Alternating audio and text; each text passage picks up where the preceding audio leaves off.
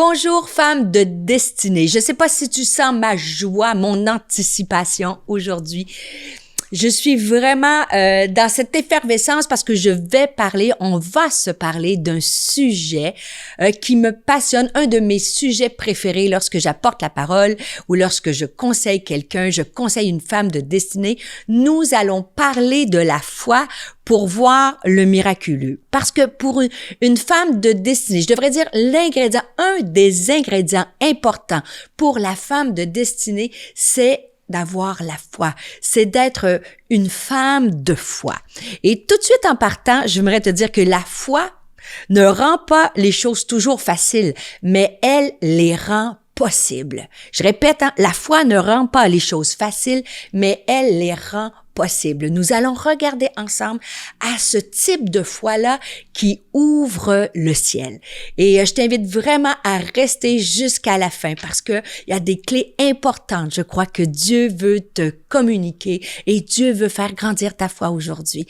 Mais juste avant d'ouvrir ensemble, de partager ensemble, c'est mon plaisir de t'offrir ma masterclass gratuitement. Tu y as accès en allant sur le lien qui apparaît au bas de la vidéo. Et n'hésite pas à partager. Si tu as déjà écouté la masterclass, n'hésite pas à la partager à quelqu'un. C'est gratuit, que tu sais que ça pourrait lui faire du bien. Et je crois vraiment que dans cette masterclass-là, il y a des pépites d'or, des conseils qui nous aident à aller plus loin avec Dieu, à être cette femme selon le cœur de Dieu. Et je veux te dire merci pour vos encouragements, pour tes encouragements. Je les lis et tu sais, quand on prépare, on est en studio, on est face à une caméra et je veux toujours me rappeler qu'il y a une femme derrière cette caméra et lorsque je te lis, cela m'encourage à continuer à prier pour vous et ça me fait du bien de voir que nous sommes ensemble, cette famille, cette armée de femmes de destinée. Et je crois sincèrement, j'ai voyagé beaucoup ces derniers temps et on voit la main de Dieu. Il y a partout en francophonie des femmes qui se lèvent et qui ont soif et ont faim de voir Dieu agir dans leur vie, dans leur famille et dans leur destinée professionnelle, ministériel. Alors, merci pour tes commentaires. Et j'ai dit, ça m'enthousiasme parce que je vais parler de la foi. Et la foi, la Bible nous dit que sans la foi, il est impossible de plaire à Dieu. L'émission que tu regardes en ce moment est rendue possible grâce à des sponsors qu'on appelle les activateurs de destinée. Si tu veux toi aussi nous aider à continuer à diffuser ces émissions pour rejoindre le plus grand nombre, eh bien, tu peux aujourd'hui devenir un activateur de destinée. Tout ce que tu as à faire, c'est d'aller dans le lien qui apparaît dans la description de cette vidéo. De retour à ton émission. Et j'aimerais juste briser peut-être en partant un préjugé, un mythe, un stéréotype, mets le nom que tu veux. Mais souvent, on va dire, j'ai pas assez de foi, ou Dieu m'a pas répondu parce que j'avais pas assez la foi, ou la foi. Et c'est comme si on pense que Dieu, dans le ciel, a un foitomètre, tu sais, comme un thermomètre, là, où on mesure la température de l'eau. C'est comme si Dieu avait un foitomètre, et là, il mesurait, Daniel ou Diane, tu écoutes le podcast, peut-être c'est toi, ou Sonia, et Dieu, il te regarde, puis là, il met son foitomètre, et il te dit, non, Sonia, elle a pas assez la foi, je répondrai pas à sa prière. Et en fait, c'est plus complexe que ça. En fait, plus complexe, ou je devrais dire plus simple, d'avoir la foi. Et la Bible nous dit, que si on avait la foi gros, petit, comme un grain de sénévé, si petit, on pourrait dire à cette montagne, jette-toi dans la mer. Donc, la foi, ce n'est pas nécessairement une quantité de grosse ou de petite foi. Tu peux avoir l'impression que tu as une petite foi, mais aux yeux de Dieu, Dieu voit ton cœur. Et qu'est-ce que c'est la foi? En fait, comment on peut savoir si on a une petite ou une grande foi? Il y a quelqu'un, c'est aussi marqué auteur inconnu, mais j'ai aimé cette citation-là qui disait « Vous pouvez voir la grandeur de votre Dieu ou de votre foi en regardant à la taille de la liste de vos inquiétudes. Plus la liste est longue, moins votre Dieu est grand. » Et en fait, la foi, c'est de croire qu'en toutes circonstances, Dieu peut tout. C'est la foi, c'est d'arrêter de s'inquiéter à tous les jours. Je dis pas que la vie est pas difficile, mais je choisis, même si j'ai juste un petit peu de foi, je choisis de croire que Dieu peut tout dans ma circonstance. Et c'est cette foi-là qui ouvre le ciel. C'est cette foi-là qui va t'aider à voir le miraculeux. En fait, lorsque tu mets ta foi en Dieu, c'est lorsque c'est comme si tu dis à Dieu, je suis prête à tout te donner, à te donner mes craintes, à te donner aujourd'hui mes peurs, à te donner aujourd'hui mes projets, à te donner aujourd'hui mes rêves, à te faire confiance aujourd'hui pour ma famille, à te faire confiance pour ta volonté pour ma vie. Je suis prête à te donner toute ma vie. Et en fait, c'est ce type de foi-là que Dieu recherche. C'est une foi qui ouvre le ciel. Et elle ne dépend... En fait, cette foi-là, c'est pas quelque chose qui est passif, c'est quelque chose qui est actif dans ton quotidien.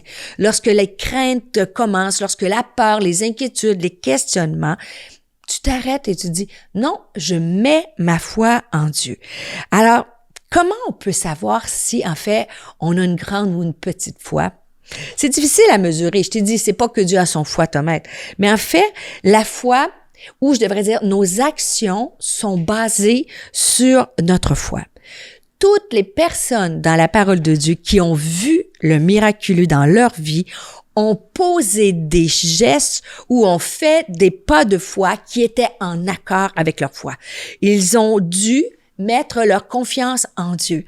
Alors, c'est facile, c'est quelque chose de proclamer le miraculeux ou les promesses, mais en fait, ça prend un petit peu de foi. Et comment on peut la mesurer? C'est que si tu poses des gestes qui sont en accord avec ce que tu crois.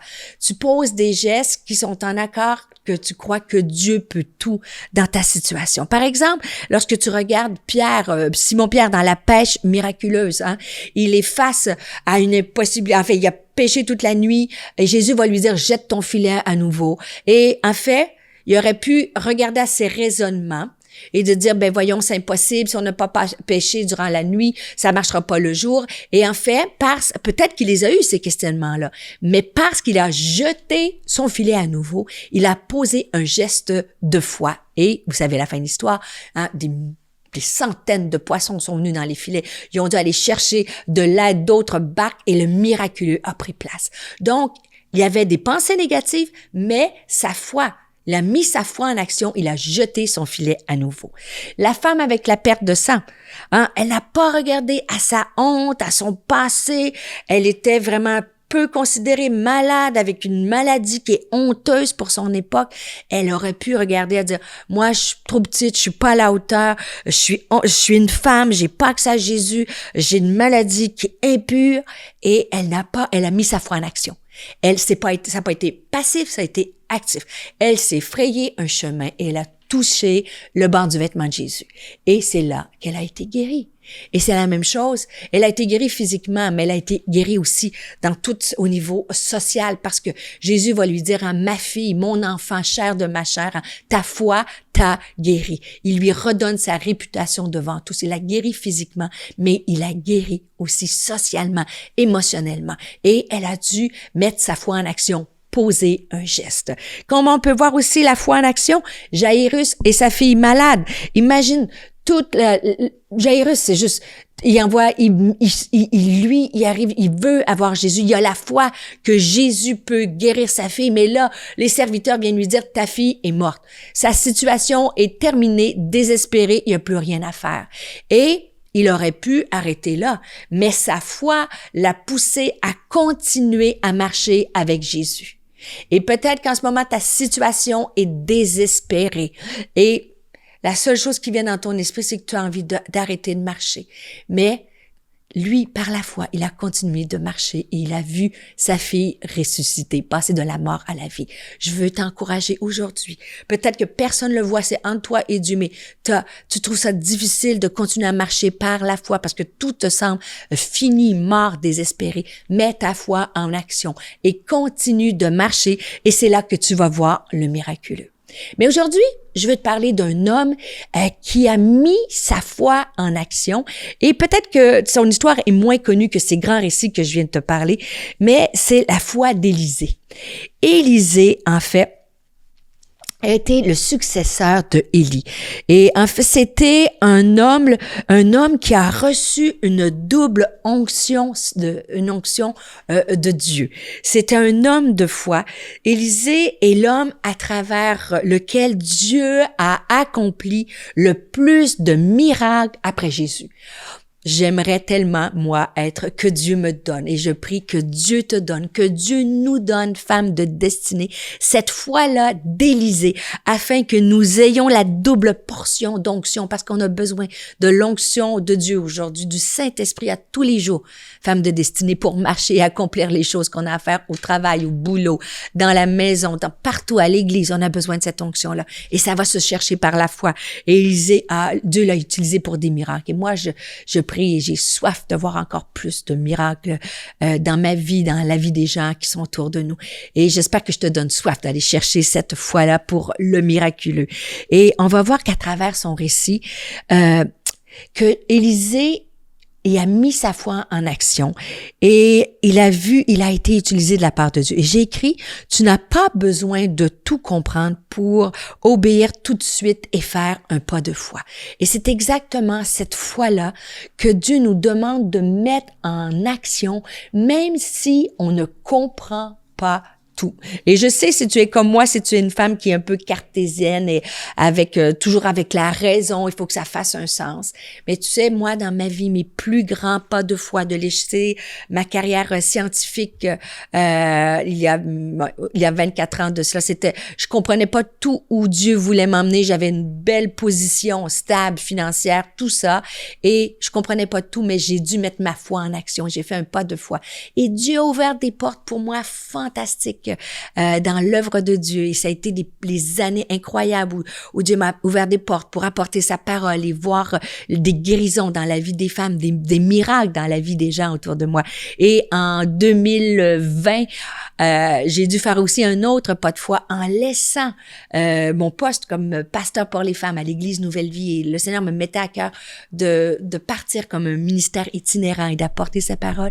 Et encore là, je ne comprenais pas où Dieu voulait m'emmener. Mais avec ce petit peu de foi, même si je ne comprenais pas, j'ai fait un autre pas de foi et Dieu m'a encore surpris, et je veux t'inspirer à peut-être que Dieu te demande un pas de foi, petit pas de foi, et que tu comprends peut-être pas exactement toute la stratégie et la destinée que Dieu a derrière ça. Mais j'espère que cette capsule va t'encourager à montrer ta foi en action et t'emmener dans le miraculeux, la destinée de Dieu pour toi. Et je reviens à mon récit de Élisée. Le texte, je vais le lire parce que c'est moins connu peut-être ce passage-là. C'est dans 1 Roi, chapitre 19, 2 versets, versets 19 et 20. Et ça dit, Élie partit de là et il trouva Élisée qui labourait. Il y avait devant lui, imagine-toi, 12 paires de bœufs, et il avait 12 paires de bœufs, et il était derrière la 12e paire. Élie s'approcha de lui et il jeta sur lui son manteau. Élisée, quittant ses bœufs, courut après Élie et dit, « Laisse-moi embrasser mon père et ma mère, et je te suivrai. » Et Élie lui répondit, « Va et reviens, car pense à ce que je t'ai fait. » Et c'est fou parce que à ce moment-là, Élisée est un homme simple. Ce n'est pas un grand héros de la foi.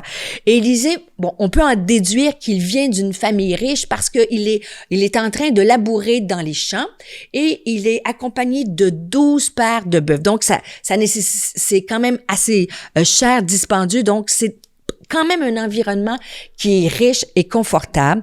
Et ce qui est drôle dans ça, c'est que, c'est très imagé ce que je vais dire, mais ce qui est drôle, c'est que Élisée, toute sa journée, il est derrière ces bœufs-là, et peut-être avec un fouet, puis il a fait avancer les bœufs, et il est en train de labourer. Et c'est drôle, parce que ça va être trop graphique, mais ce que Élisée voyait à tous les jours, alors qu'il faisait ça fidèlement jour après jour, Élisée ne voyait que le postérieur des bœufs. Donc, pas de grande vision, pas de grande mission, il est là à faire fidèlement. Il voit que les bœufs. Et c'est drôle parce que de cette position-là de service, il va recevoir, Élie va lui dire, quitte tout ça et suis-moi. Et de cette décision-là, de laisser ces bœufs-là, il va devenir un héros de la foi. Il va devenir un homme d'impact avec cette onction incroyable et faire tous ces miracles-là. Il a laissé son foyer, sa famille, toutes ses possessions. C'était, comme j'ai dit, un milieu assez confortable. Il a tout laissé ça sans savoir ce qui l'attendait pour suivre Élie. Et c'est ma question aujourd'hui, cette foi qui ouvre le ciel. Est-ce que tu es comme Élisée et que tu es dans une position, tu fais fidèlement quelque chose et tu vois peut-être pas grand-chose, mais Dieu te dit, peut-être que tu es un étudiant, il te dit, c'est maintenant le temps d'aller plus loin, de faire une maîtrise, d'aller plus loin. Peut-être que tu es une maman, tu écoutes ce podcast-là et tu changes les couches jour après jour, tu laves la vaisselle, le linge, les tâches ménagères et le Seigneur t'a mis un rêve et tu as l'impression comment tu vas accomplir ça. Et Dieu t'a mis un rêve et te dit, fais un pas de foi, commence à aller chercher peut-être des outils pour accomplir ce rêve-là, peut-être aller chercher du mentorat. Commence à sortir de ta zone que tu connais de confort pour rentrer dans le rêve, dans cette destinée-là. Peut-être que c'est par rapport à tes finances, que Dieu te demande un pas de foi, de semer dans le royaume, de faire quelque chose qui te demande de faire quelque chose que tu ne comprends pas, mais que tu sais que cela va ouvrir le miraculeux. Et c'est exactement ce qui est arrivé dans toute la Bible. Tu vois, Abraham, Dieu lui a dit, quitte ton pays dans un lieu que je vais te montrer.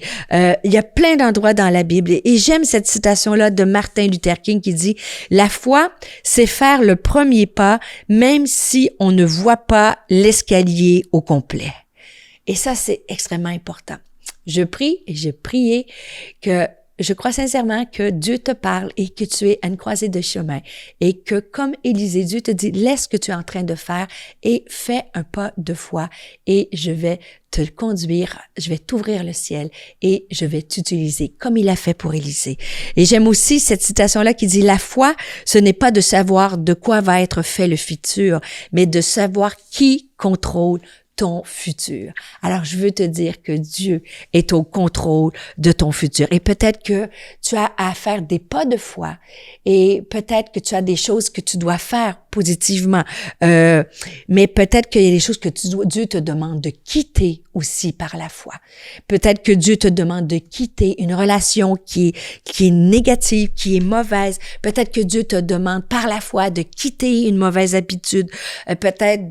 Que Dieu te demande de quitter, comme j'ai dit tout à l'heure, ton confort, quitter un travail, quitter quelque chose. Et ça prend la foi pour quitter. Mais peut-être aussi que Dieu te demande de rester. Ça prend la foi pour quitter le navire, mais ça prend la foi aussi, dans certains cas, pour rester dans le navire. Et peut-être que tu es dans une saison d'attente et Dieu te dit, continue de marcher avec moi comme Jairus. Peut-être que tu es dans un mariage difficile et le Seigneur te dit, reste dans ton mariage parce que c'est là que je vais faire le miraculeux. Peut-être que tu es une célibataire et que tu es dans le célibat et tu attends et Dieu te dit, reste fidèlement, garde, fais des marches par la foi et je vais ouvrir le ciel pour toi. Alors, c'est cette foi-là, en fait, que ta foi aujourd'hui puisse être